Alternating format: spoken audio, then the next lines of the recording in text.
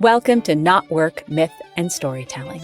This is the show where ancestral wisdom meets the modern imagination. I'm your host and lead storyteller, Marisa Gowdy. I'm a myth worker, a story healer, and a writing coach. I'm the author of The Sovereignty Knot, A Woman's Way to Freedom, Power, Love, and Magic, and the founder of the Writer's Knot and Author's Knot communities. On KnotWork, we explore the mythology and folklore of Ireland and beyond. Whether you're drawn to Celtic culture and the power of the landscape, or whether you just like a good story and expansive conversation, you're in the right place. Falcha. If you love what you hear and want to support the show, I'd be so grateful if you become a paid subscriber to my Myth is Medicine newsletter over on Substack. Look for the link at the top of the show notes or visit mythismedicine.substack.com. Season 6, Episode 25, The Descent of Inanna, told by Pearl Gregor and myself.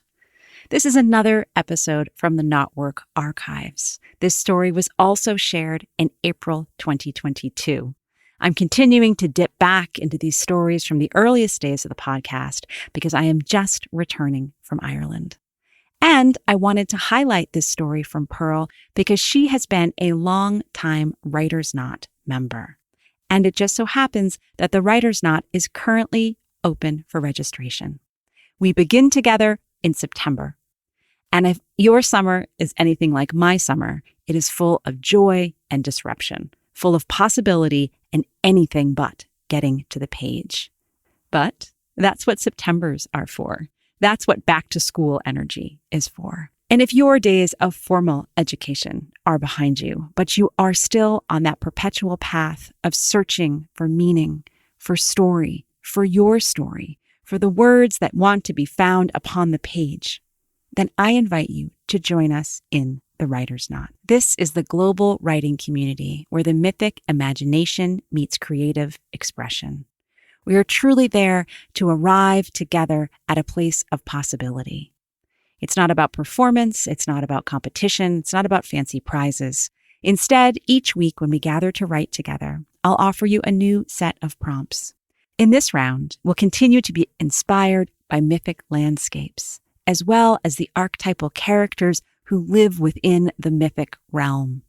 We'll find all the ways in which the imagination and what we call reality are very much entwined.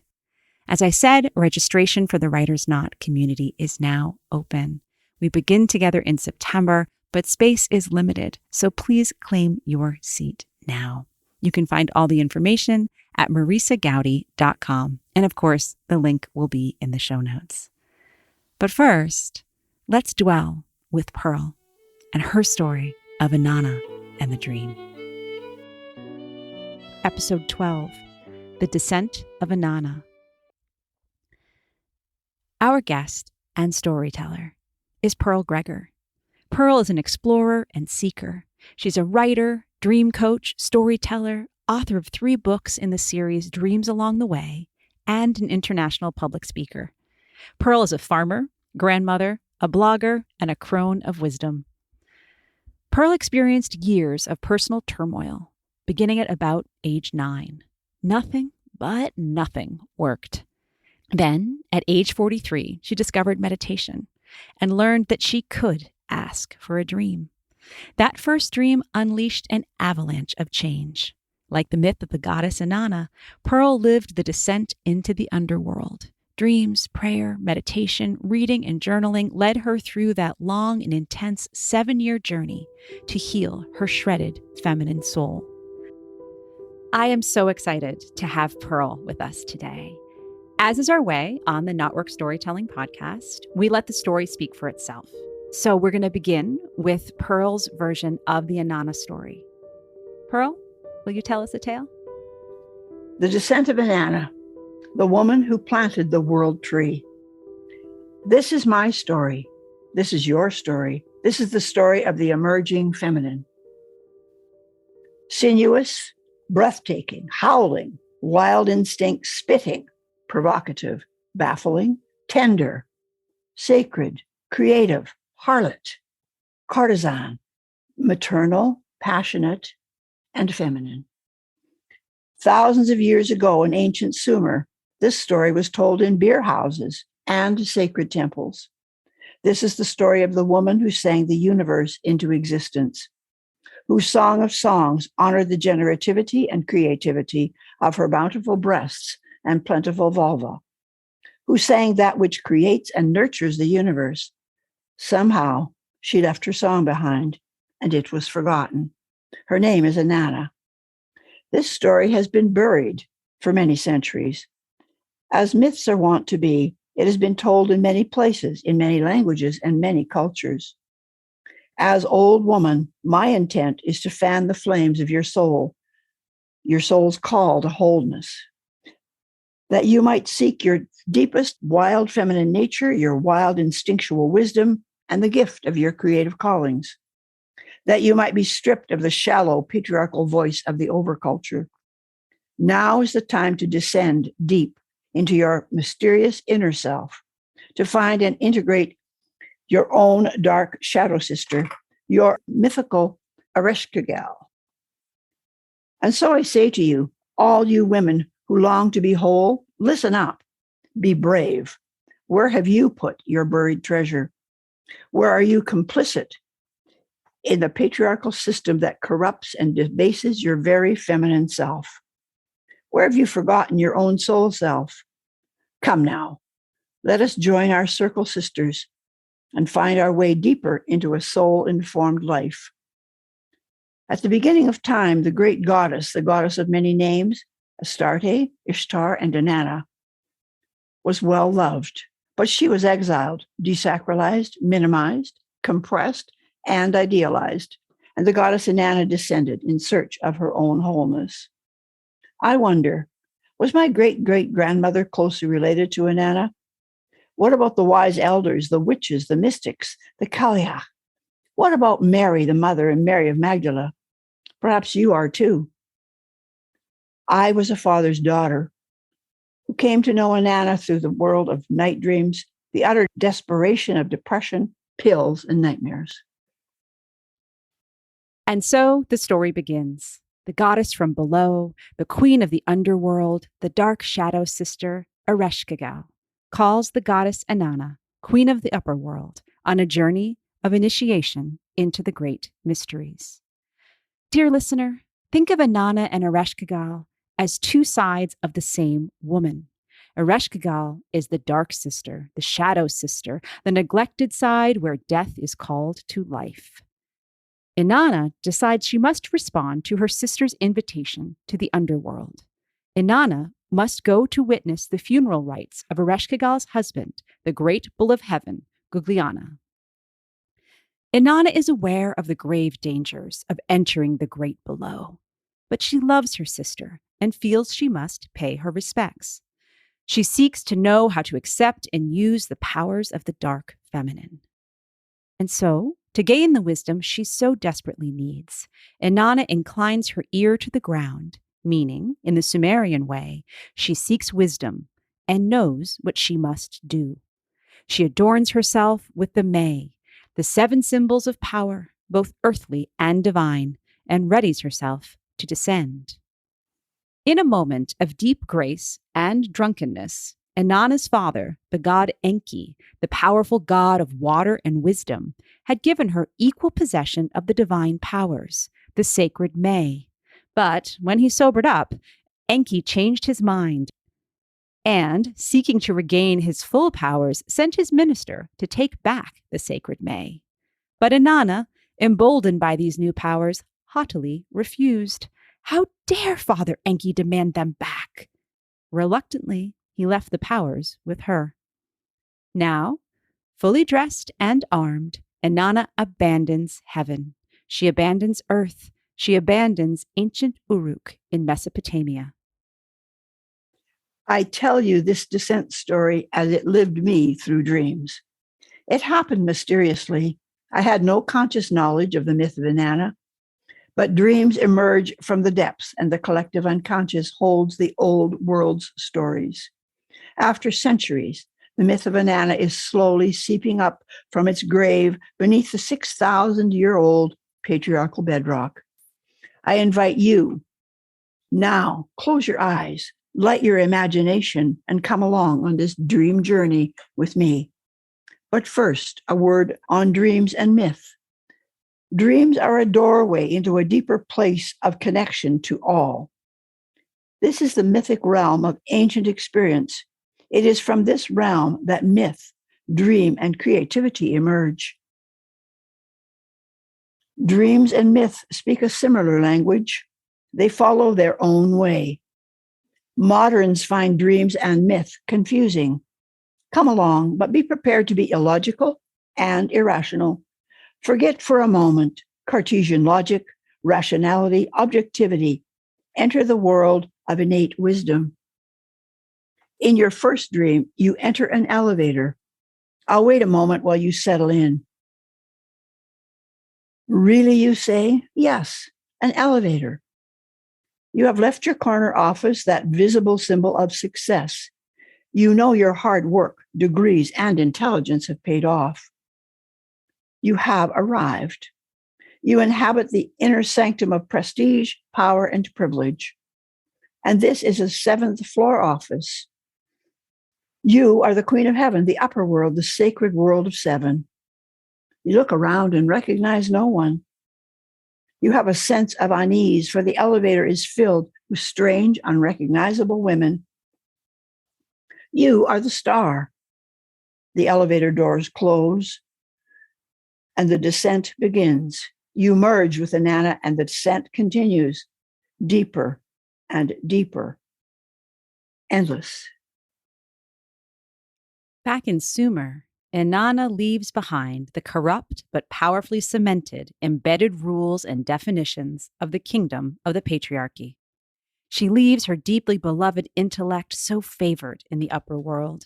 She leaves behind the comfort of the known with its difficult, inexpressible emotions. Law and order, linearity, logic, and measurement are all discarded. Inanna descends in search of her own diamond self in the depths of the great below.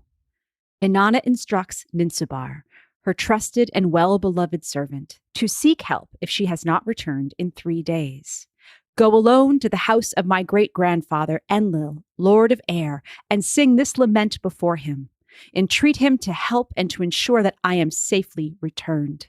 If my great-grandfather Enlil will not help, go to the house of my father, Enki, god of wisdom and light, and sing this lament. Plead for Enki to ensure my safe return. Inanna continues her journey, and Ninsubar follows behind, knowing what she must do if Inanna does not return. Inanna is confident, for Father Enki knows that without her, the queen of the upper world, life on earth will surely shrivel and die. Back in your dream world, the elevator fall has begun. You pray. You ask your guides, wisdom figures, and angels for a safe fall. All around you, the unknown women are screaming. You are calm. The fall is endless. Eventually, the elevator lands very gently in Lambswool. Time bends. In her descent to the great below, Inanna must pass through 7 gates. The gates are guarded by Ereshkigal's gatekeeper, Neti, who has been instructed to remove 1 piece of Inanna's regalia at each of the 7 gates to the Underworld. Ereshkigal has demanded that Neti deliver Inanna to her, naked and bowed low. Unaware of her shadow sister's destructive intent, Inanna believes she is ready. She will honor the cycles and spirals of this descent. Her ego self does not know what her soul knows. Soul knows that she will suffer much loss, but achieve different and very diverse powers.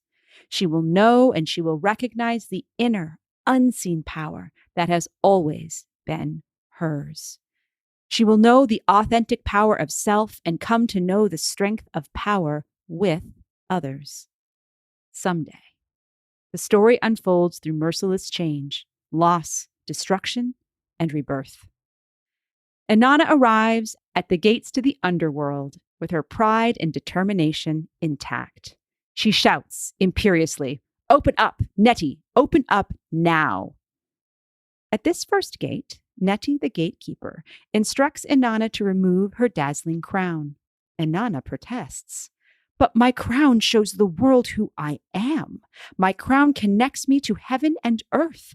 I must have my dazzling crown. I am Inanna, queen of the Upperworld. I have my own office. I am known and respected in my field. I have 3 degrees. My work is honored and loved." But Nettie is adamant. The ways of the underworld must not be questioned, Inanna. Back in your dream, you sit in your chair in an unknown church. Around you, people move away. You do not even know these people. You notice that all the chairs are totally wrecked. Everywhere you sit, things are broken. People are furious, angry, and you are deeply wounded, crying, heartbroken, like a rejected child. You are confused and wondering what's happening.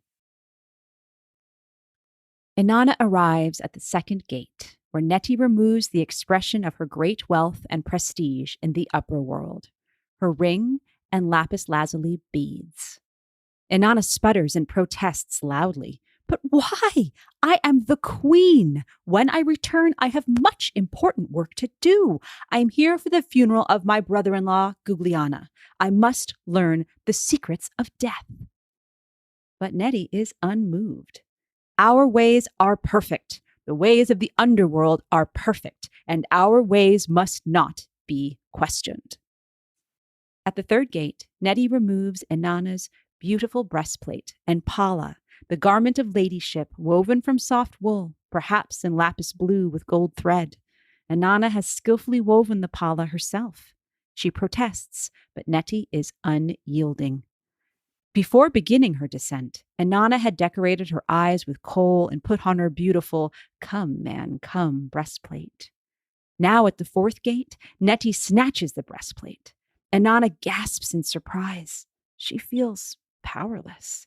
She knows the power of her sexuality. She knows that men bow and adore her breasts. She has covered the breastplate of her warriorship with her own sacred symbols of power and courage, and their loss is outrageous. But now, with so much of her visible significance erased, Inanna becomes quieter.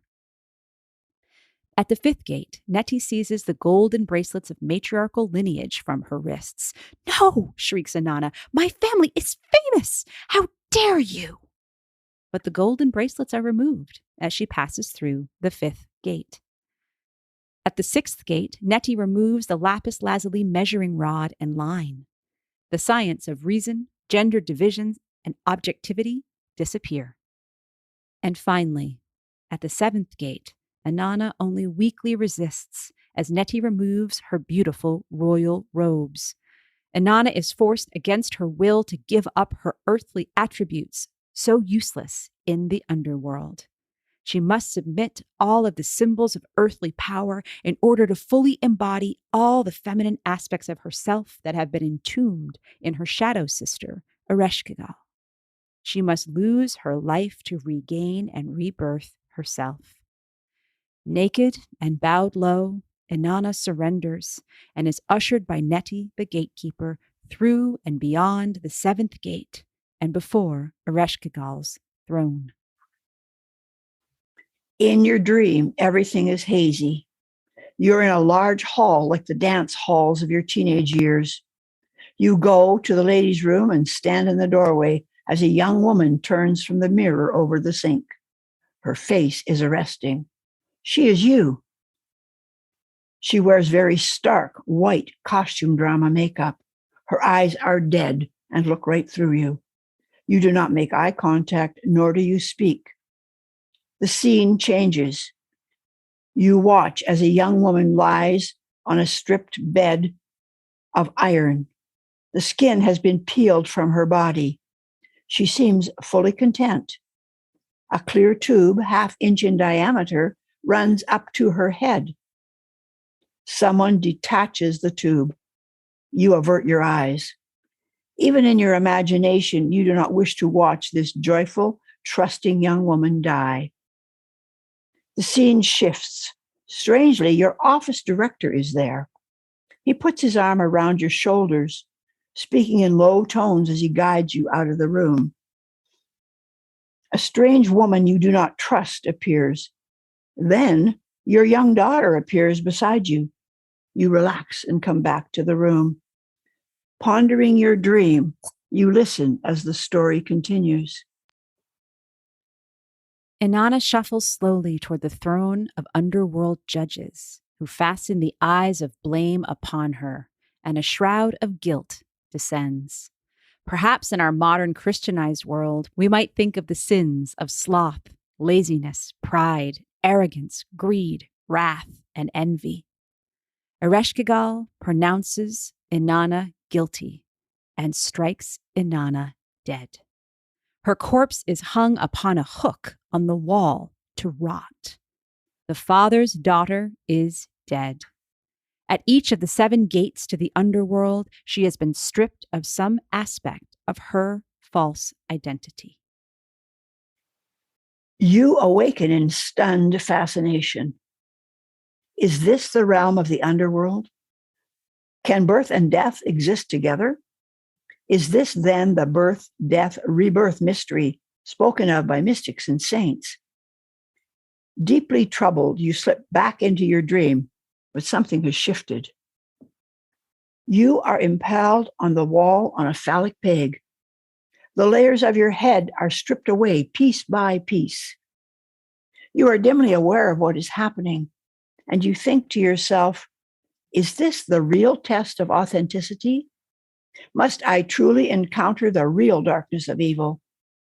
Is this the test of my resistance to social control and the overculture of women in the world? Is this the encounter with ego death that I have read about, talked about, even assumed I had perhaps achieved? Darkness must become light. Now the death chamber in which we find Inanna Ereshkigal becomes the birthing room. As strange as it seems to the mind of the Upperworld, as mysterious, enigmatic, wondrous, transformative, and traumatic, Ereshkigal is suddenly in the deep, convulsing pains of birth. The birth is long and arduous. However disconcerting, irritating, maddening, we must remember this is a myth. We must enter the underworld. Remember Nettie? He repeated over and over, the ways of the underworld must not be questioned. In dreams, as in myth, anything, absolutely anything, is possible. The mythologically imperative 3 days pass. Can the resurrection be far behind? Inanna's loyal servant, Ninsibar, follows instructions and seeks out the help of great-grandfather, Lord Enlil. But he refuses. And so, Ninsibar goes to Father Enki, who is very aware that without the safe return of Inanna to the Upperworld, the earth will shrivel and die. Knowing the real power of Inanna, queen of the Upperworld, Enki agrees to help and fashions 2 tiny flies from the dirt scrapings, that is, from the earth, from the natural world, that's beneath his fingernails. He sends the innocuous, egoless, compassionate little beings to sit with and care for the birthing Ereshkigal. These tiny little servants of Enki slide beneath the door into the birthing room and wait until the perfect time. They wait motionless in the face of death and birth. They listen to the forces of despair and even rage as Ereshkigal struggles through the birth. Remember, she is not birthing a new child. She is birthing herself. The sister in the underworld, the sister in the darkest pits, rhythmically and slowly births the raw stuff of the unconscious. Dear listener, please recall the events leading to this moment of transformation and rebirth. Inanna is led by the yearnings of her soul to attend the funeral of Gugliana, husband of her dark shadow sister in the Underworld. Ereshkigal does not welcome her sister with open arms. Ereshkigal wants Inanna naked and bowed low. Ereshkigal wants her sister dead. As Inanna dies, Ereshkigal gives birth. In that moment, Ereshkigal receives the aid of the little flies, the creatures of the earth who offer empathy, validation, sharing, support.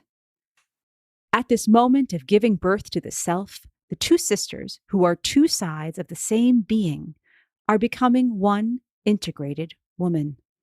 Those feminine values that Inanna had so desperately hidden in the Upperworld, they are now saviors in the Underworld.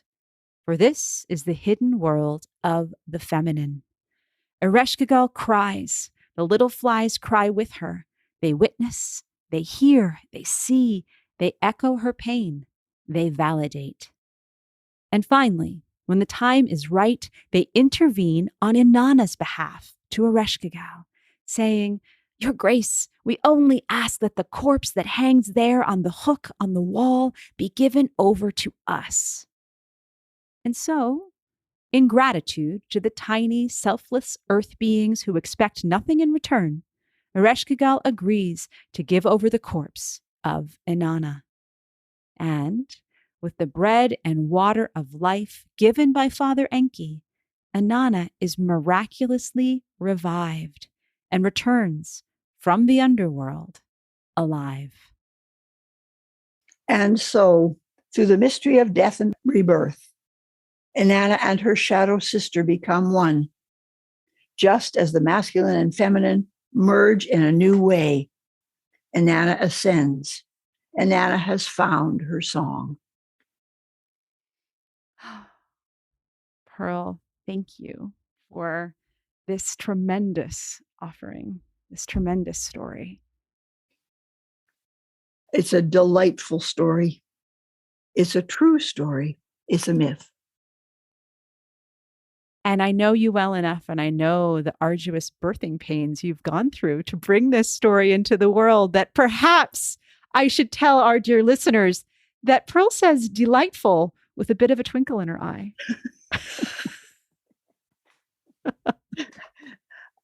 Well, there's nothing worth birthing that's not a difficult story, because life has its moments.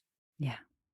Life has its moments. And that difficulty, I think, births a real story, a deep story. Yeah. And Marisa, I thank you for all of the birth coaching. You really are a great doula. Oh, thank you. Thank you. Well, I want to start with where you began with, this is a true story. This is a myth. So for those who don't know you and your work, pieces of this dream, which is your dream, are woven through this story, have also appeared in at least one of your previous books, correct? It's in all three of my books. It is because these dreams took place over a significant number of years. 7 years, actually, to bring myself to my own rebirth. Unknown to me, as I said in the story, I had never heard of Inanna. But by the time the 7 years had passed, I had found a book written by a Jungian analyst, Sylvia Pereira, that magically and mysteriously told about the myth of Inanna and its relationship to the psychological descent of living women. So the dream about being hung from a peg was a very surprising dream, because I had not read Pereira when I had the dream. So that is, seriously, that is the power of dreams, the power of the dream world, and actually the power of myth. I think the mythology that I think right now in our world, we are desperately seeking a new myth. And of course, forging it from the ancient, from the half remembered, from the right now. in that sense of nothing ever gets truly tossed out. It becomes composted, recycled. It's that which lays upon the ground in the earth itself for something new to grow. It seriously is.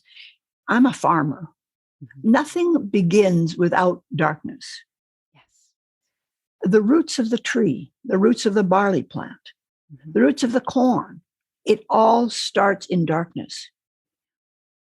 We are people of the light. We've spent generations invoking the light. That's the masculine, the sky god. We might wish to invoke the goddesses of the earth, or perhaps even Enki, the god of wisdom, because we need both. Yes. We need the masculine and the feminine, which is not gender. It really is not gender. Enki brings the little flies from beneath his fingernails, which is earth, the dirt of earth. Those scrapings come to life to validate, to help the feminine birth. So I see the two, the masculine and the feminine, so closely interwoven. Absolutely. And they become clear in their integration and their unity when we can tease them out a bit and say, yes, there is dark and light, and that together makes the experience of a 24-hour day, or all these different ways in which all of life is a constant metaphor. Yeah. Or perhaps that's the natural world, and this, of course, is the metaphor. But that's how mythology works, is that it's the constant mirroring of the natural world. You know, I've said this on this podcast many times, is that myths don't exist to be ancient or centuries old soap operas. No. They're not here for a he said, she said, what exactly was Inanna wearing when she went down and stripped off at gate number 4. But instead, so much of that is always in service to an understanding of the natural world, an understanding of the unseen world, an understanding of our relationships with one another, with the divine. It truly is that relationship of our divine self, which we have had a struggle to recognize the divinity within. That birthing the divinity, we've never been separated, but we've been separated in our mind. Yes. So that unification of the self, the mythology of Inanna, she's reunited with her shadow sister, but they were never truly separated. Right. She just didn't know that her shadow sister was there. Yes. And that reminds me of what you said before we started recording, the idea of what our patriarchal beliefs of what the feminine is supposed to be so shape our understanding, because there are the parts of this story that are most gruesome and dark and visceral are happening in the birthing chamber, in that feminine space that our patriarchal mindset has made us think should be sweetness and light, and how disturbing it is to say, but wait a minute, this is the girl space and it's really yucky, is one of the most colonized patriarchal mindsets we could have. Yeah. I'm reminded of so many stories, Marisa, because as you know, I'm not 39 anymore. And there are many, many stories in a lifetime. What comes to mind is a story of a group of male superintendents of schools. And I am a professional development person. That's what I was doing. And I was speaking to this group of men around curriculum development. And they were looking at me kind of glassy-eyed going, what is she talking about? And I look at them and I say, it comes right out of my mouth, no forethought whatsoever.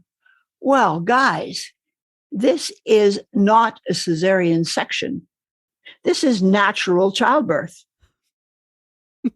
We bring the curriculum to life in a classroom. There was a dead silence. As one might imagine. And one of the superintendents that I had worked with for several years in the school district kind of smiled and he said, okay, Pearl, maybe you would understand natural birthing. It's more difficult for us. Right. And that's what comes to mind when I think of it. The power of that metaphor when, of course, when you tell it in that way, I'm also imagining these guys in their 3-piece suits in the father's smoking lounge where they might have, they would have a flask in their pocket and the cigars are at the ready. And they're saying, perhaps they're thinking, what does Julius Caesar have to do with any of this? We're actually talking about physics. Yeah. Yeah. It was truly a delightful moment. Now, in defense of all those gentlemen, they did have to smile and laugh and say, okay, I think we'll get it. And I can only hope that they were telling that story for years because they were secretly learning from it. Yeah. And their wives got a giggle. I hope so. I really do hope so. Well, as you tell a story of a group of men, what I was noticing in the dreams that you were sharing is they were almost completely filled with women who were strangers. Mm-hmm. And that was a very fascinating contrast for me of when you opened the story, you called in your sister listeners. Yeah. And that was that sense of really creating a community of those who will hear this, women, men, and everyone along the spectrum who is open to hearing these tales. Mm-hmm. So I'd love to talk a bit more about that sense of community and alienation, individual paired with the stranger, and how that comes through here. Well, first of all, we need to look for a moment at the notion of strange women in the dream of a woman. Mm-hmm. And as I came to understand and appreciate dreams, I realized those were the strange feminine aspects of my being. I did not recognize my own feminine. These dreams came when I was 43 to 50 years old. That is midlife, a massive change in which we hopefully do recognize our sisters. We've spent a lot of time recognizing the brothers. I grew up in a very brother-oriented world. I have 6 brothers. Whereas my father was the wise man, very wise man, it was still a very masculine and in the 40s and 50s, very patriarchal world. Mm-hmm. So recognizing the circle of women who are coming, my life now is filled with circles of women. Yes, there's men, but there's many women, mm-hmm. and they are all, as Jean Houston talks, coming to circles because we're going to have to fix the world. Mm-hmm. We're going to have to birth a new world. And that's convulsing, difficult, bloody, destructive work. Yes. Yes. So the millionth circle is what I hope to achieve before I'm 102. The millionth circle. The millionth circle. You can read about, there's a book by Jean Houston, I do believe, mm-hmm. about the millionth sisters circle. I haven't heard you mention that before, but I have heard you mention your plans around how many trees you want to have planted in your 10-year plan. Mm-hmm. And that is hopefully will begin, well, it has begun because we form these things in our mind long before we actually do. Mm-hmm. I mean, you think about the dream that formed with the strange women that takes 7 years to come to fruition. Or you think about the 7 gates or the 7 May, and you begin to see, I was in the first dream, I was on the 7th floor. Mm-hmm. I descended to the bottom endlessly. Dreams are just filled with all this mythology. I'm not sure what I did with my life before I discovered dreams. You worked your way towards talking to superintendents. You were rather busy. I was very busy. But it was depression that led me there. And so, as Rumi would say, the wound is where the light shines through. But the wound is in the darkness. Yes. Yeah. So back to the mythology we go. and to the wounded. There's a wounded goddess somewhere. I've forgotten the name at the moment, but there's a wounded goddess, probably a wounded god as well. Right. And this calls us back, knowing that you and I have our own history. Throughout the summer of 2021, we recorded our own series of conversations that folks can find over on my YouTube channel for diving deeper into some of these particular stories. But what arises for me is I'd love for you to talk a little bit more about the kind of, I suppose maybe the correct thing to say is the universality of dreams, the collective nature of it, because you and I have connected across the decades. I think your daughter and I are the same age, grew up in a very different situation where, yes, I grew up in the 70s and 80s, and yes, there was the patriarchal constraints, but it was of a different form. And yet, as you share this dream of the elevator, as I hear the echoes of Inanna saying, but I have all of these degrees, I am feeling the echoes of my own experience throughout. But I'd love to have you talk a bit about this sense of your dream becomes our dream when shared in this context, even if it doesn't come to the rest of us in that nighttime language.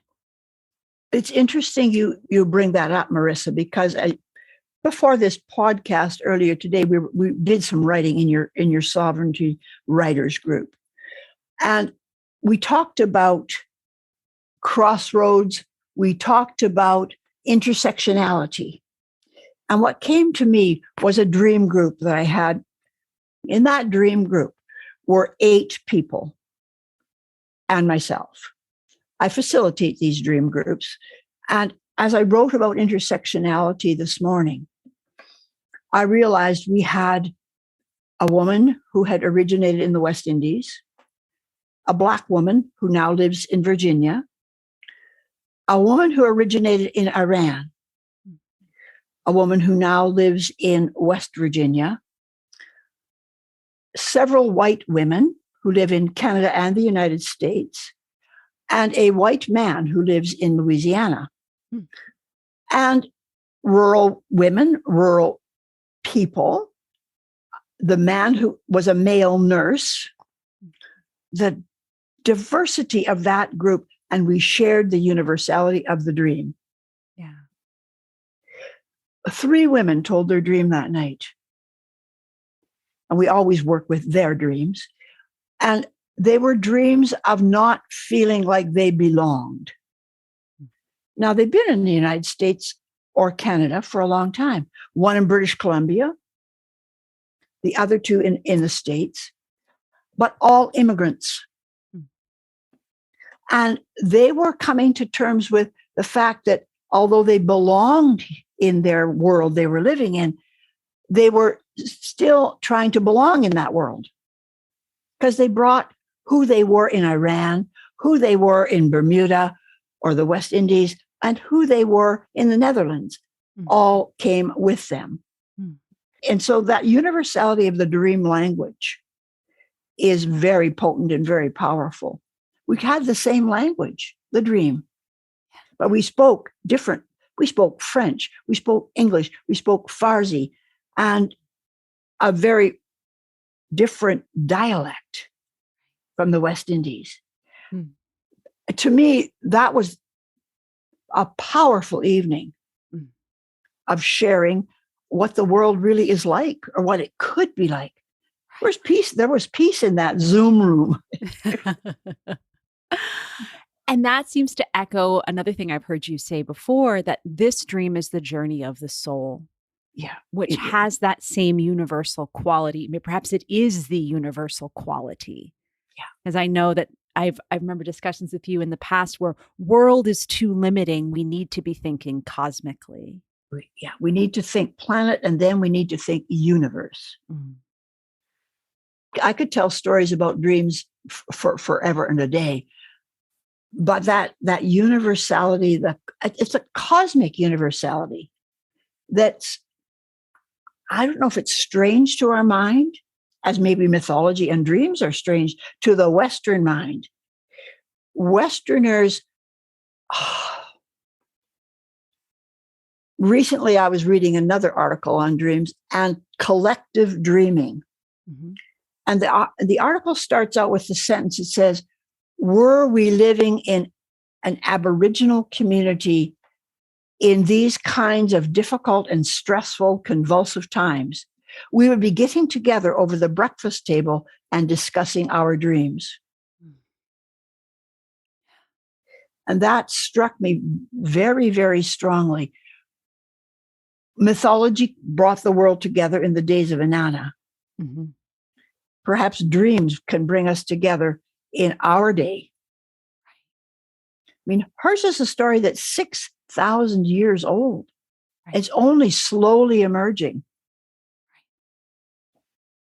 And what strikes me in the understanding of Inanna, in the imagining of sitting down with the family or whoever your chosen family is around your breakfast table to discuss dreams, at a certain level, I can imagine that intellectually. And I also could say, well, that doesn't sound at all possible. We all get up at different times. We're rushing off. We're busy, busy, busy. That, whether, I guess, modernly known as the head trash that gets in our way. But that all of this, whether it's myth or dream, talk of the soul, talk of the cosmic, even really talk of the world, because we know that there are limits to our understanding and how far we can go with the abstract. All of this seems like more and more of an invitation to stop trying to think our way through it and go to that other wealth of resources we have, those other ways of knowing, those other ways to wisdom. And that article went on to say that we live most of our life in the outer world. And as we learn more and more, we come to understand that the wisdom lies in the inner world. Right. I mean, Inanna went searching for her innate wisdom. I love that phrase, innate. Yes. You've got it. I've got it. The kid down the block has got it. The great-grandmother has it. Everyone has it. We're trying to birth it. Right. And we've accidentally taken so many detours into narcissism and self-obsession and the selfie culture. And it's like not that kind of inner work. No, not quite. Go. No. Skip Descartes. Forget your 3 degrees in logic, because there is nothing logical about rebirthing an entire universe. Say that again. And yet we know from science that the universe is in a cell. Mm-hmm. I mean, we're so slow. Some days I wonder, how can I be so slow at understanding all of this? And yet, at the end of it all, you look and you say, well, what I understand at the age of 76, after all this study and after 3 degrees, would still fit on the head of a pin. Yes. And so I guess I say to everyone who's listening, go deep. Ask for a dream and see what comes up. And then think about Inanna and think about those 7 gates and strip away all the overculture, don't strip away Zoom, because then I can't talk to you. But strip away the head trash, as you called it earlier. Mm-hmm. The intellect just doesn't know much. Right. The heart knows. The soul knows. Wow. Pearl, that feels like the perfect place to pause our conversation for now, knowing that it will continue, that one can always find Pearl on Zoom. When her cattle and the rest of the farm don't need her, she's on here talking about dreams and visions and the stories beneath the story. Yeah. Thank you for tuning in to KnotWork Myth and Storytelling. Please subscribe and review the show on your favorite podcast platform, and do share this episode with other lovers of mythology and story. By the way, everyone is a lover of mythology and story, even if they've forgotten. Creating this show is a labor of love, and your support will help me continue to craft and share stories throughout this season and beyond.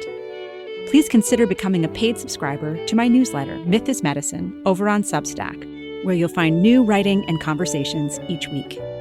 You can find out more about my writing, my book, our online writing communities, as well as how to work with me as a writing coach at marisagowdy.com. Gratefully, I live, write, work, and record this podcast on the ancestral lands of the Munsee Lenape tribe, whose name means original people. Music on this show is performed by Beth Sweeney and Billy Hardy.